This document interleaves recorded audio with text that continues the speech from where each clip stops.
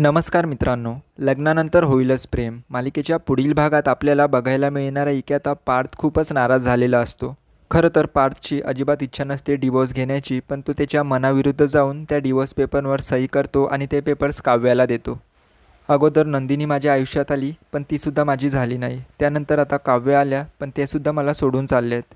माझ्या नशिबात नक्की काय लिहिलं असेल याचाच विचार करत आता तो रडत असतो. त्यानंतर आता मानिनीचं लक्ष पार्थवर जातं. त्यामुळे ती त्याच्याकडे येऊन बोलू लागते की काय झालंय तुला, कालपासून खूप शांत शांत वागतोयस आणि आज चक्क तू इथे बसून रडतोय. काव्यासोबत तुझं भांडण झालंय का?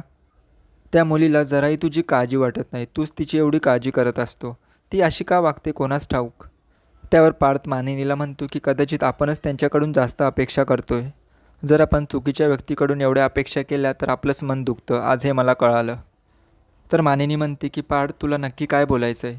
तर पार्थ आता कोड्यामध्येच बोलत असतो की आज मी हारलो आई, मी तुम्हाला जे वचन दिलं होतं की मी माझं नातं पुढे टिकवेल, पण ते आता होऊ शकत नाही. तेच दुसरीकडे काव्याच्या मनात आता पार्थबद्दल भावना निर्माण होऊ लागतात. या घरात आल्यापासून पार्थने आपल्याला नेहमीच साथ दिली आहे, पण मी त्यांच्याशी कसं वागते. तर प्रेक्षकांनो, तुम्हाला पार्थच्या कॅरेक्टरबद्दल काय वाटतं कमेंट करून सांगा.